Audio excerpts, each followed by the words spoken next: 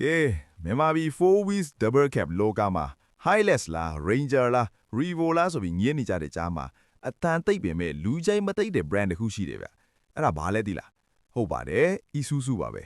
ဒါပေမဲ့မင်းတို့သိတဲ့ Isuzu ကအရင်ကလို့ရိုးတိရိုးဝမဟုတ်တော့ဘူးနော်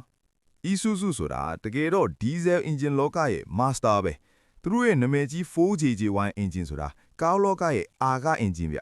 3.0 liter engine ကဆွဲအားလဲကောင်းစီးလဲစားသက်တာတယ်မြန်မာပြည်ကနေဝေးသွားတဲ့ခရီးတင်ကားတွေကုန်တင်ကားတွေမှာ Isuzu engine တွေဘလောက်တောင်အကျန်းခံလဲဆိုတာအားလုံးအသိပဲဒါကြောင့်လဲ D-Max ကို engine fit လို့မကြတဲ့ကားလိုတောင်တင်စားကြတာ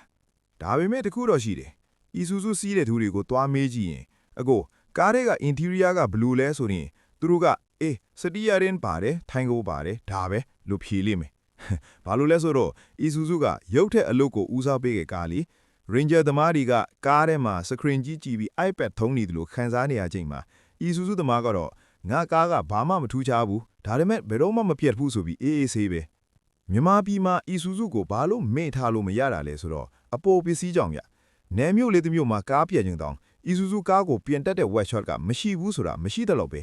ပြီးတော့အသစ်ထွက်တဲ့ D-Max တွေဆိုရင်ရုပ်ထွက်ကလည်းပျော်တိုင်းကြိုက်တဲ့နှင်းစီကိုင်းထိနေပြီ off road မောင်းမလားမြို့ထဲမှာကြွားမလားအားလုံးအဆင်ပြေတယ်ခဲ